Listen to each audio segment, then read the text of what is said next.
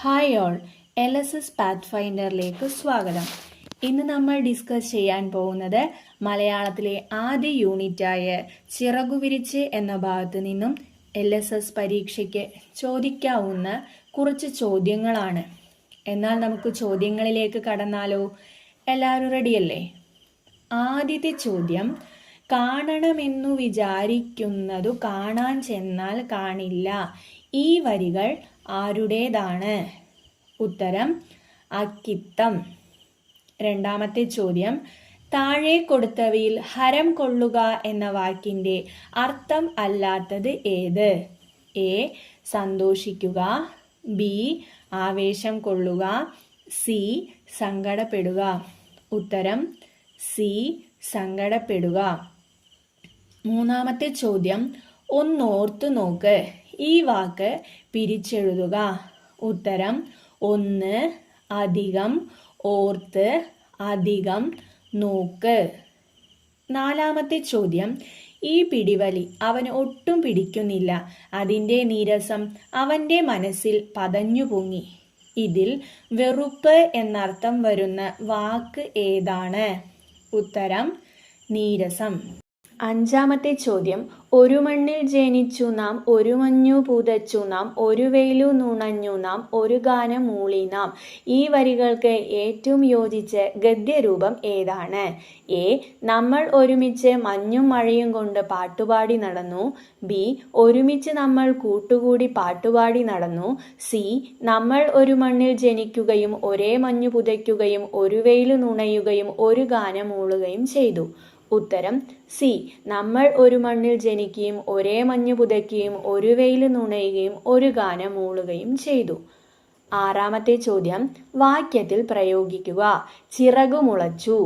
ഉത്തരം പിറന്നാളിന് ഒരു സൈക്കിൾ സമ്മാനം കിട്ടി. അതോടെ എൻ്റെ യാത്രയെക്കുറിച്ചുള്ള പ്രതീക്ഷകൾക്ക് ചിറകുമുളച്ചു.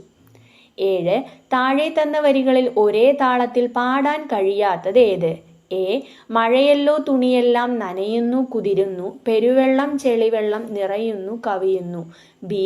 കണ്ണനെ കാൺമതിനായല്ലോ പോകുന്നു, പുണ്യവാൻ എന്നതു നിർണയം താൻ, സി.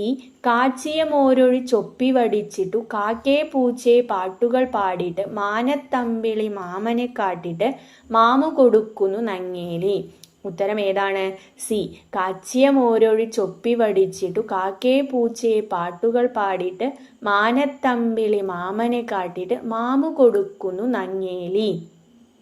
എട്ടാമത്തെ ചോദ്യം, അടിവരയിട്ട പദത്തിന് പകരം പദം ഉപയോഗിച്ച് വാക്യം എഴുതുക.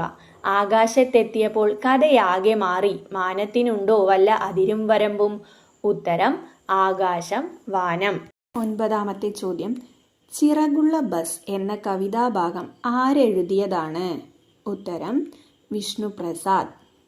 പത്താമത്തെ ചോദ്യം, നട്ടുച്ചകളുടെ പാട്ട്, മീൻ പൊരിക്കുന്ന മണം, പൂക്കളുടെ ഭാഷ, കുളം അധികം പ്രാന്തതി ഇവ ആരുടെ കൃതികളാണ്?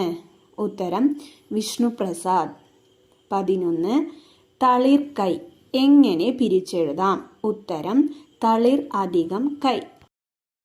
ചിറകുമുളച്ചു എന്ന പ്രയോഗം ചേർന്നു വരുന്ന വാക്യങ്ങളിൽ താഴെ പറയുന്നവയിൽ ഏതാണ് ശരിയല്ലാത്തത്? എ. ടീച്ചറാകണം എന്ന മോഹത്തിന് ചിറകുമുളച്ചപ്പോൾ ഞാൻ നന്നായി പഠിക്കാൻ തുടങ്ങി, ബി.